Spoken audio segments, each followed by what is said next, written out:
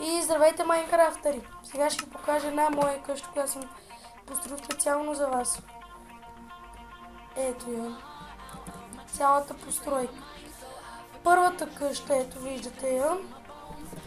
Тя е най-голямата от всички.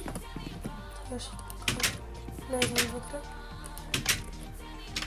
Така, на първия етаж е нещо като мини библиотека. Взимаш книга и сядаш да четеш. От другата страна е абсолютно също. Това е на първи етаж. На втория етаж имаме една импровизирана кухня. Тук имаме едно хотелче. Ето я кухнята. Има всичко. Шмах, ходилници има пещ, има също дъска. Това ми е импровизирана дъска за рязане. Това е работната маса. Това ми е съндъка. И това е книгата ми с рецепти. Сега ще ви покажа и таванското помещение. То е най-хубаво и обзаведено е. Това са рафтове тук с книга, виждате. 2 легла и 2 съндъка. Сега ще ви покажа моята къща за гости.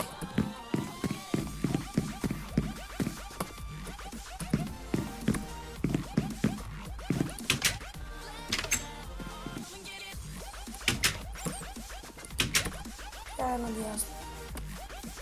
Къща за гости. Първият етаж не е обзаведен, но втори, т.е. таванското помещение може да се смята, е обзаведено. Ето. Нещо като спалня. Ето, това е моята веранда. Виждате, снимам си цветя, масичка, всичко си има. Сега ще ви покажа басейна. Ето го.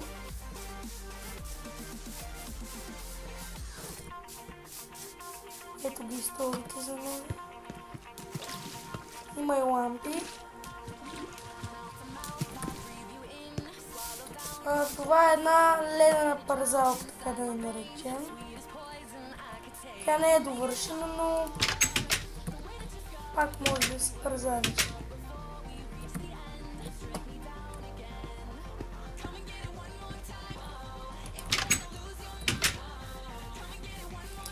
Така, това е мини бар. Вижте.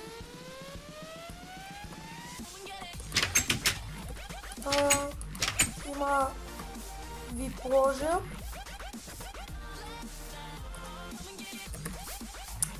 И разбира се, имам кула.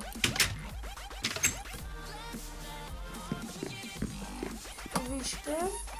Тя е нещо като наблюдателница.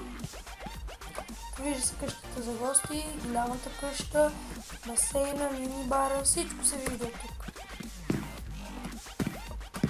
Има и стая на охраната. Ето вижте, тя не е нищо особено, много е малка.